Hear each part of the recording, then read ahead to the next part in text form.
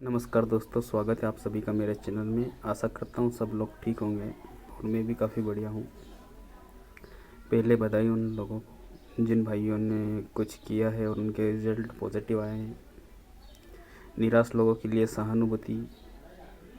आज लेके आए हैं आपके लिए कामयाबी के कुछ नियम जो मोस्टली 8 प्रकार के हैं। अगर आप इन चीज़ों को समझ गए तो डेफिनेटली आप माल बना सकेंगे। कोई आपको पागल नहीं बना सकेगा। नियम नंबर 1 में है पदार्थ की प्रकृति कैसी है, किस रंग का है, क्या काम करता है, किस चीज़ पे काम करता है। आपको इसकी प्रकृति समझनी पड़ेगी, तभी ये जाके आपको आगे समझ आएगी कि इसका क्या रिजल्ट मिलेगा। जब तक आप पदार्थ की प्रकृति को नहीं समझ पाएंगे तब तक उस चीज़ का आपको नॉलेज नहीं मिल पाएगा और आप उस चीज़ से कोई चीज़ को परिवर्तन नहीं कर सकते। सबसे पहले हम बात करते हैं पदार्थ जो है कि हमारा जो मोस्टली पदार्थ है वो है पारा। पारा एक ऐसी धातु है जो लिक्विड में रहता है। उसको ठोस, द्रव और गैस तीनों रूपों में हम परिवर्तित कर सकते हैं। पारा जब ठोस रूप में आता है तो वो किसी न किसी मेटल का रूप ले लेता है। या तो वो चांदी का रूप लेगा या फिर स्वर्ण का लेगा। जैसा उसके धातु में जो संपर्क में पहला जो संपर्क आएगा वो उसी की प्रकृति बना लेता है। तो जाहिर सी बात है कि आप पदार्थ की प्रकृति के बारे में समझ ही गए होंगे। दूसरी बात है पदार्थ की स्थिरता। पदार्थ किस तरह स्थिर होता है ये हमको जानकारी होना चाहिए। और इसकी जो जानकारी है पदार्थ की स्थिरता की, वो हमें उसके गलनांक व क्वथनांक से प्राप्त होती है। जब हम देखते हैं कि किसी का गलनांक कम है या वो कम टेम्परेचर पे पिघल जाती है, मतलब उसका गलनांक कम है।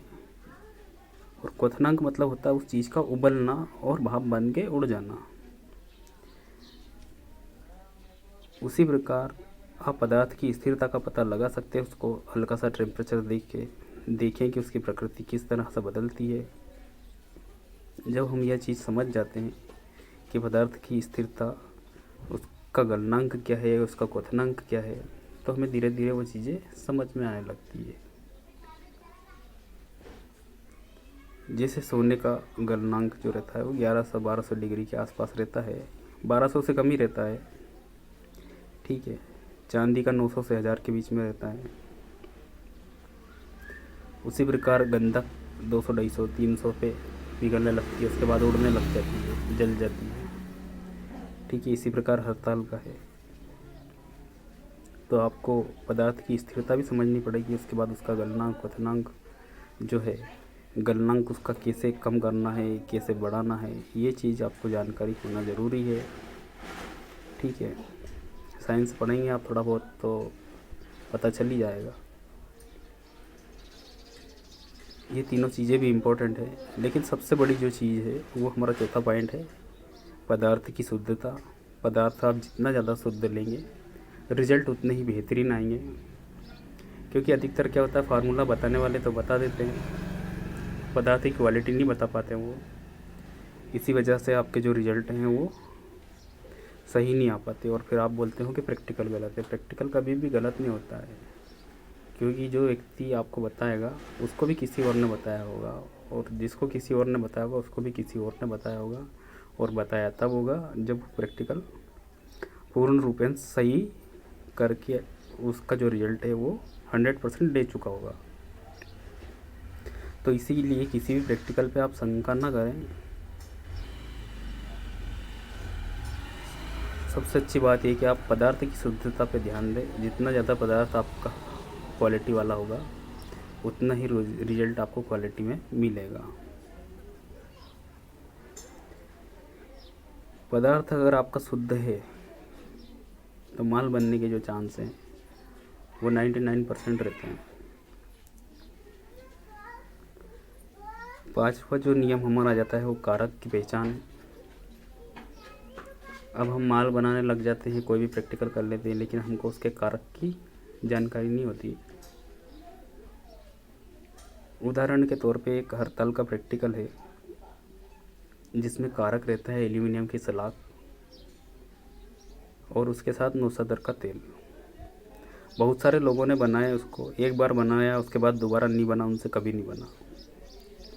उसका कारण यही है कि उन लोगों को कारक की पहचान नहीं थी कि उसमें एल्यूमिनियम की जो सलाख पे हम लगाते हैं, उसको फेरते हैं, तो उससे जो हमारा जो रिएक्टर है वो क्रिया करके और आगे उसको कन्वर्ट कर देता है। लेकिन उन लोगों की गलती यही है कि वो कारक की ठीक से पहचान नहीं कर पाए और उन्होंने बोला कि एक बार माल बना, दूसरी बार नहीं बना। तो दूसरी बार इसीलिए नहीं बना कि उसमें कारक का सही से प्रयोग नहीं किया है। सबसे बड़ी बात है कि कारक वह चीज़ होती है जो कि क्रिया के साथ किसी भी पदार्थ को परिवर्तन करने के लिए जो सहायक जो चीज़ होती है। जैसे नौसादर ले लीजिए, कलमी सोरा ले लीजिए, सुहागा ले लीजिए, कांच का पाउडर ले लीजिए, ठीक है। बहुत सारे एसिड जो रहते हैं वो भी कारक का काम करते हैं। तो आपको ये पहचान भी करना ज़रूरी है कि कारक जो है वो कौन सा किस चीज़ में काम करेगा और कारक के साथ कौन सा मेटल जो है आप अगर उस पर कोशिश करेंगे तो वो जल्दी से जल्दी बदलेगा। ज़रूरी नहीं है कि सारे जो प्रैक्टिकल हैं वो चांदी पे ही काम करें, ना ही ज़रूरी है कि वो सब तांबे पे लागू हो। आपने कोई भस्म बनाई है, आपने उस पर तांबा मारा, माल नहीं बना, तो आप उस पर चांदी डाल के देख लीजिए, चांदी पे हो सकता है आपका माल बन जाए। क्योंकि सबसे बड़ी बात इसमें कारक की, अगर कारक की हमको पहचान हो जाती है तो हम जल्दी सफल होंगे। उसके बाद कारक का जो है एक और नियम है, वो ये है कि कारक किस स्थिति में क्या काम करता है। अब जो कारक हमने ले लिए हैं वो किस स्थिति में काम करेंगे, हो सकता है ठोस में काम करे, हो सकता है द्रव में काम करे, हो सकता है गैस में काम करे। ज़रूरी नहीं कि आपने द्रव कारक लिया है तो वो काम करेगा ही, हो सकता है उसकी जगह वही पदार्थ ठोस अवस्था में काम करता हो। क्योंकि हमारे जो एक भाई है उन्होंने माल बनाया, उसमें जो कारक था वो लिक्विड था, उन्होंने लिक्विड से करा था और उसमें लिक्विड की जो स्थिति थी वो उस चीज़ को कन्वर्ट नहीं कर पा रही थी। उन्होंने मेरे से पूछा था कि इसमें क्या कमी रह गई, तो मैंने बोला उनको कि इसमें लिक्विड की जगह आप ठोस लीजिए। ज़रूरी नहीं है कि लिक्विड ही काम करेगा, लिक्विड की जगह ठोस भी काम करता है। हो सकता है लिक्विड और ठोस दोनों काम ना करके उसकी जगह पे गैस काम करे।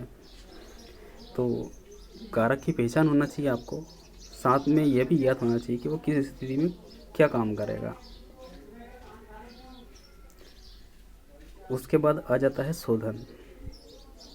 हम सब ने लास्ट मोमेंट पे देखा है कि किसी का काला बन रहा है, किसी का सफ़ेद बन रहा है, किसी का पीला बन रहा है। बन सबका रहा है, माल सबके हाथ में आ रहा है, लेकिन शोधन ना होने की वजह से हम उसको पहचान नहीं पाते। मान लो हमने चांदी बनाई, ठीक है, कुछ देर के लिए अगर हमने चांदी बना ली है और उसको चरख देने में अगर वो उड़ गई, हम ये थोड़ी कह सकते कि चांदी नहीं बनी, फार्मूला गलत है। चांदी तो बन गई, लेकिन आप उसका शोधन नहीं कर पाए। अगर शोधन नहीं कर पाएंगे तो पूरा प्रैक्टिकल जो है वो ख़त्म हो जाएगा। अब चीज़ों का शोधन कैसे करते हैं? अगर हम गोल्ड का जो शोधन कर रहे हैं तो उसको सबसे बड़ी चीज़ ये कि एक बार एग्जाम में आप हल करिए। एक बार एग्जाम में हल करने के बाद आप उसको सोडियम मेटाबाइसल्फाइड डालकर उसकी जो भस्म प्राप्त होती है उसको चरख दे दीजिए, आपका माल तैयार मिलेगा, ठीक है। ज़्यादा से ज़्यादा हमको जो है कि शोधन में सबसे ज़्यादा ध्यान देना चाहिए। लोग बहुत सारे माल बना लेते हैं, आखिरी एंड में पहुँच जाते हैं, उनको फिर चरख देखे वो बैठे रहते हैं कि करना क्या है, सूझ नहीं पड़ रही है। तो जब हम उसका शोधन करना ही नहीं आता हमको, तो हमारा जो प्रैक्टिकल करना है वो पूरा बेकार हो जाता है। सबसे महत्वपूर्ण चीज़ जो है वो शोधन ही है। लास्ट एंड में हमको शोधन करना ही होता है, चाहे हम वो किसी भी विधि से करें। ज़रूरी नहीं है कि आपने नाइट्रिक डाल लिया और नाइट्रिक में माल बैठ गया तो आपका गोल्ड भी होगा, तांबा भी बैठ जाएगा। पता चला आप यहाँ से निकाल के ले गए, नाइट्रिक करके चरक दे के पीला कलर भी आया, नाइट्रिक में भी बैठ गया, वहाँ जाके पता चला कि वो तांबा है। तो उससे अच्छा आप जो वस्तु स्थिति है उसको पूरा समझिए, समझने के बाद उसका जो शोधन है वो पूरा कंप्लीट कीजिए। एक बार एग्जाम हल होने के बाद जो चीज़ निकलती है वो आपका 100% 24 कैरेट ही होगा। दूसरी बात, लास्ट एंड जो हमारा जो नियम है वो चरक देना है। चरक देने में हम बहुत ज़्यादा गलती करते हैं कि या तो हम उसको ठीक से नहीं दे पाते या ज़्यादा टाइम तक नहीं देते हैं। चरक अच्छा कम से कम 5 या 10 मिनट का होना चाहिए, लंबा होना चाहिए। सबसे बड़ी बात कीमिया में चरक देना ही होता है। जिस चीज़ को चरक देना नहीं है उसको भी हम चरक दे देते हैं। मान लो कोई भस्म बने है, अगर उसको तरह करना है, तरह करना मतलब चुटकी चुटकी गर्म करके डालना है, तो उसकी जगह हम उसको पिघला के डालते हैं। भाई वो काम नहीं होगा आपका। काम इसलिए नहीं होगा कि वो भस्म जो है हमने जो बनाई है, जो अक्सीर हमने बनाई है, वो पिघले हुए पे डालने के लिए नहीं होती है। वो गर्म करके जो रहता है लाल करके उस पर डालने की होती है। उस जब वो उस पर चला जाए या उसमें समा जाए फिर उसको चरक दिया जाता है। आप उसको डायरेक्ट चरक देखिए, अगर वो अक्सीर मारोगे तो जो चीज़ अक्सीर 1 या 2 दिन में बन जाती है, उसका नियम यही है कि आप उसको तरा करके फिर चरक दीजिए। ऐसा करेंगे तो आपका काम जल्दी सफल होगा। तो बस यही बात थी। आप लोग जो बार बार चीज़ें पूछते हैं कि जैसे मैंने एक रस सिंदूर का डाला था कि आप रेडीमेड ले सकते हैं, तो रेडीमेड का मतलब ये कि बना बनाया ले सकते हैं आप, जो रस सिंदूर ही हो। मैंने ऐसा नहीं बोला कि मैं किसी कंपनी का नाम बताऊंगा आपको, क्योंकि मैं किसी कंपनी के फेवर में नहीं रहता हूँ। सबसे बड़ी चीज़ ये है, जिस चीज़ पे आपको भरोसा हो कि ये इतनी शुद्ध होगी इस कंपनी की, आप उस कंपनी का ले लीजिए। सीधी बात, अगर आपको उस पर भरोसा ही नहीं है, मैं नाम भी बता दूँ अगर, तो उससे कोई फ़र्क नहीं पड़ना है। उससे अच्छा है आप खुद बनाइए, ठीक है। तो ये नियम थे, इनको अगर आप फॉलो करोगे तो जो आप अभी तक 100% फेल रहे हो, वहाँ 35 नंबर तो ला ही सकते हो, आप पास हो जाओगे, इस बात की गारंटी है, अगर आपने ये चीज़ें कंप्लीट करी तो। रही बात पारे की, तो बिना पारे के अगर हम अक्सीर बनाना चाहें तो कभी अक्सीर नहीं बनती बिना पारे के। पारा उसमें ऐड करना ही पड़ता है, चाहे तो हम किसी उसको जड़ी बूटी का पारा यूज़ करके करें या फिर डायरेक्ट पारा यूज़ करें। तो उससे अच्छी चीज़ ये है कि अगर आपको जड़ी बूटियों की समझ है तो जड़ी बूटियों से कर लीजिए, नहीं तो डायरेक्ट पारा ले आइए उससे कर लीजिए। पर बिना पारे के कभी भी अक्सीर नहीं बनती है। हर अक्सीर में पारा आपका ऐड होता ही है, चाहे वो किसी भी विधि द्वारा किया गया हो। तो दोस्तों, आपसे यही निवेदन है कि आप काम कर रहे हैं, अच्छा कर रहे हैं, ठीक है। मेरे चैनल पे मैं कोई चीज़ आपको गलत नहीं बताऊंगा, ना ही झूठ बोल के बताऊंगा, क्योंकि बहुत सारे लोग इस चीज़ में लगे हुए हैं, दिन रात मेहनत करते हैं, मेहनत भी करते हैं, लेकिन वो क्या है कि इन चीज़ों को फॉलो नहीं करते हैं, जो चीज़ें मैंने फॉलो करी है, इसलिए उनको सफलता नहीं मिलती है। सफलता हमको तभी मिल पाएगी जब हम इन चीज़ों को फॉलो करेंगे। पहले तो हम ये समझें कि हम करना क्या चाह रहे हैं। जिस दिन हमको ये पता चल जाएगा कि हम यही चीज़ करना चाह रहे हैं, तब हमको 100% सफलता मिलेगी। क्योंकि एक छोटी बात है कि खाना बनाने के लिए जो रोटी हम बनाते हैं उसके लिए भी हमको 3-4 प्रोसेस से गुजरना पड़ता है। अगर थोड़ा सा भी पानी अगर आटे में गूँथ के अगर ज़्यादा डाल दिया जाए तो गीला हो जाता है, फिर उसकी चपाती नहीं बनती है। यही नियम यहाँ पे लागू होता है। कि आप पहले पदार्थ की प्रकृति समझिए, उसकी स्थिरता समझिए, उसके गलनांक वर्तनांक समझिए, पदार्थ की शुद्धता कितनी है ये समझिए, कारक की पहचान करिए कि कौन सा जो कारक है वह किस पदार्थ के साथ काम करेगा। पता चल रहा है कि वो गंधक के साथ काम करने वाला है, आप उसको हड़ताल के साथ जोड़ रहे हो तो वो कभी काम नहीं करेगा। तो इसलिए आपको कारक की पहचान करना आना चाहिए। ज़रूरी नहीं है कि आपका जो कारक है वह नीला थोथा कलमी सोरा यही हो, मेटल भी हो सकता है। जैसे अधिकतर जो मेटल बनाते हैं उसमें कारक जो होता है वो लेड होता है। उसके बाद लोहे का संगार होता है। तो ये चीज़ें आपको आनी चाहिए।